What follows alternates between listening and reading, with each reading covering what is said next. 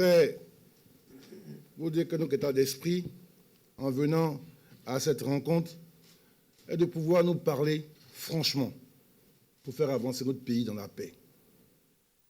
Bien heureusement, toutes les personnalités ici présentes ou représentées se connaissent dans ce pays. Il y a des liens de famille, des liens d'amitié, des liens de fraternité entre les uns et les autres. Il y a eu même des liens politiques, des liens d'alliance politique ou de désalliance politique. Nous nous connaissons tous. Nous avons en commun notre pays. Parlons-nous franchement, sans défiance, sans arrière-calcul, pour la paix, pour faire avancer notre pays. En tant que chef du gouvernement, je veux vous dire ma pleine disponibilité à aborder toutes les questions. Et je le répète, bien heureusement, chacune des parties ici présentes a eu l'occasion de gouverner ce pays. Chacun connaît les contraintes du gouvernement et chacun connaît aussi les préoccupations de l'opposition. Mais il s'agit de notre pays. Ça ne sert à rien de nous voir toujours un jour trop tard pour faire l'économie des situations toujours bien regrettables. C'est vrai, en politique, il faut toujours discuter, le cœur ouvert, parce que malheureusement, comme dirait l'autre, les faits sont têtus. Ils s'imposent à nous. Les réalités du quotidien s'imposent à nous. Et on est toujours en train de courir après des situations compliquées.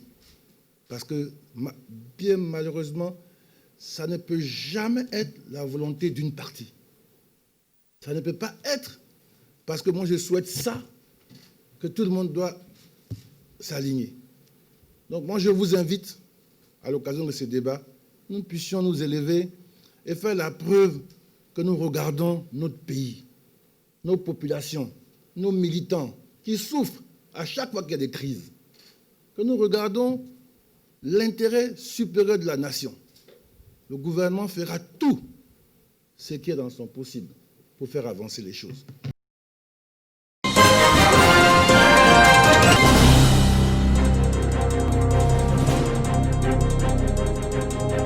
La filière anacarde, la performance au niveau de la production est désormais un acquis.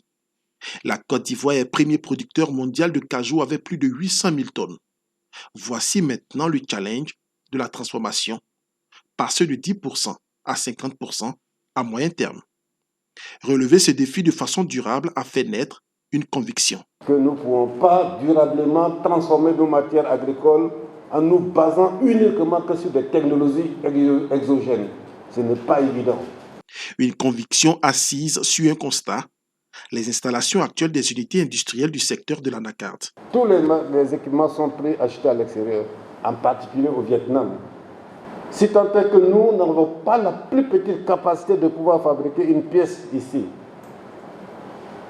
et que nous devons dépendre uniquement donc, de ce partenaire concurrent, vous comprenez que l'avenir ne peut pas être garanti.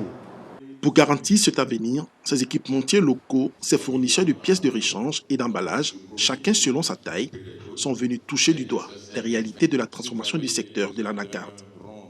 Avec un objectif, identifier les principaux défis à relever en vue de créer les conditions optimales d'émergence, des capacités locales de production et s'approprier ce secteur.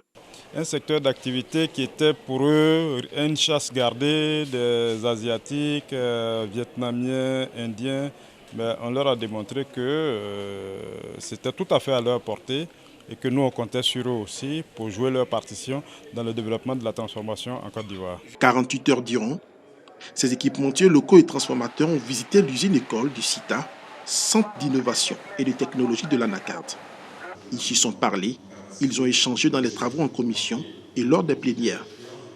De l'avis des initiateurs, ce fut une réussite au regard des acquis. Déjà, la mise en place d'une plateforme des équipementiers sanctionnée par un comité de pilotage immédiatement mis en place avec un président. On peut retenir la nécessité du renforcement même de leurs capacités en termes de connaissance de la filière, dans son process et donc dans les besoins en équipement. Les équipementiers et transformateurs ont salué la pertinence de la rencontre et souhaité le suivi des acquis. Bien souvent, au thème de ce type d'atelier, il y a des solutions, mais il faut réellement un suivi, il faut un accompagnement donc, des structures étatiques qui sont en charge donc, de la promotion de cette culture-là. Les capacités de transformation actuelles de la Côte d'Ivoire sont de l'ordre de 300 000 tonnes avec une trentaine d'usines.